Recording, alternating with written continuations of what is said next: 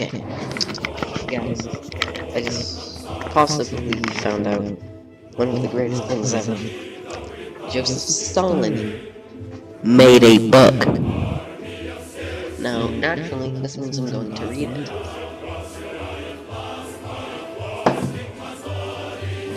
Just read it. I'm going to read it in a YouTube series. Indeed. Now, are you ready? I gotta get on my reading voice, because I'm not gonna read it like this. So, let's do this. Fuck, I probably should have paused it. I'll just cut that out. Introduction. Ah, shit, that's chapter 1, not the introduction. This is bad. The foundations of Leninism. Introduction. The foundations of Leninism is a big subject. To exhaust it, a whole volume would be required. Indeed, a whole number of volumes would be required. Naturally, therefore, my lectures cannot be an exhaustive exposition of Leninism. At best, they can only offer synopsis of the foundations of Leninism. No, one second.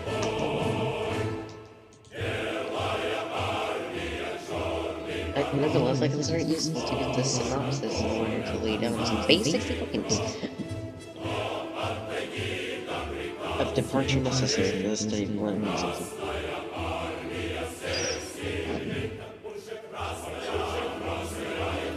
Expounding the foundations of Leninism still does not mean that it's founding the basis of Lenin's world outlook.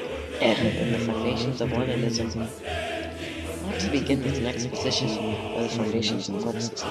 To expound Leninism means to expound the distinctive and unique works of Lenin. That Lenin contributed to the general treasury of Marxism, and then naturally connected with his name. Only in this instance, I speak in my lectures of the foundations of Leninism. And so, what is Leninism? Some say that Leninism is the application of Marxism to the conditions of the situation in Russia. This definition contains a particle of truth, but not the whole truth by any means. Lenin, indeed, applied Marxism to Russian conditions, and applied it in a masterly way. But if Lenin were only the application of Marxism to the conditions that are peculiar to Russia, it would be purely a national, and only a national. A purely Russian and only a Russian phenomenon. We know, however, that Leninism is not really Russian, but an international phenomenon rooted in the whole of international development. That is why I think this definition suffers from one-sidedness. Others say that Leninism is the revival of the revolutionary elements from Marxism of the 40s and 19th century, as a distinct from the Marxism of the subsequent years when it is alleged, it became moderate, non-revolutionary. If we disregard this foolish and vulgar definition of the teachings of Marx into two parts, revolutionary and moderate, we must admit that even this totally inadequate and unsatisfactory definition contains a particle of truth. The particle of truth is that Lenin did indeed restore the revolutionary content of Marxism, which had been suppressed by the opportunists of the Second International. Still, that is but a particle of the truth. The whole truth about Leninism is that Leninism not only restored Marxism, but took a step forward developing Marxism further under new conditions of capitalism and the struggle of the proletariat. What, then, is the last analysis, is Leninism? What, then, in the last analysis, is Leninism? Leninism is Marxism of the era of imperialism and the proletarian revolution. To be more exact, Leninism is the theory and tactics of the proletarian revolution in general, the theory and tactics of the dictatorship of the proletariat in particular. Marx and Engels pursued their activities in the pre-revolutionary period.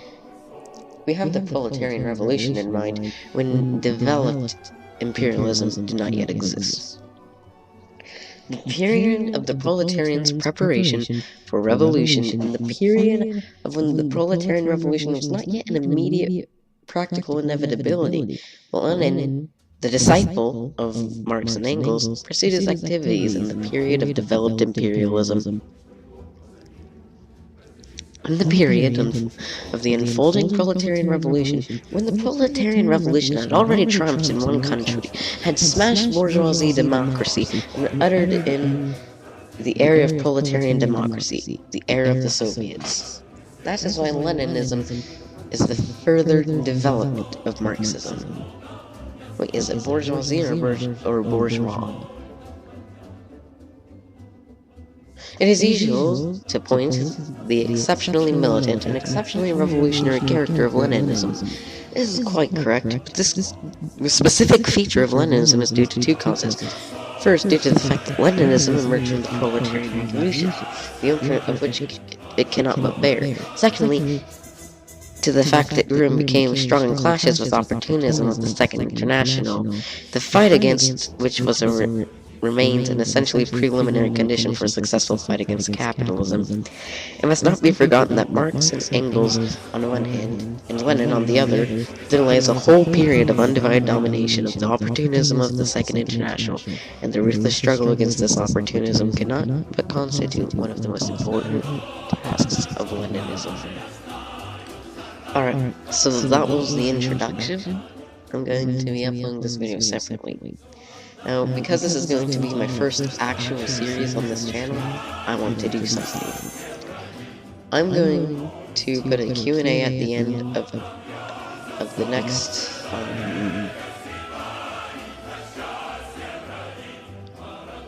8 chapters, and that is going to be the first stuff that, for example, you don't understand something and you want me to explain it. Even though if you're watching this video, you probably understand everything I'm talking about, more so than I do.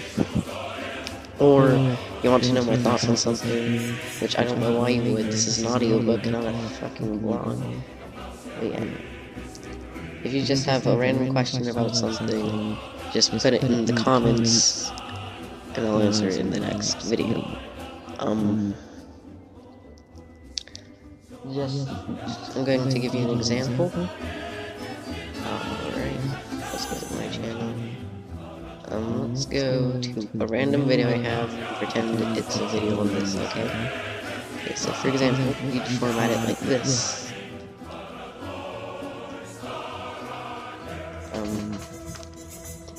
You can do it like this, Q&A, or you can do this, and then type your question like this.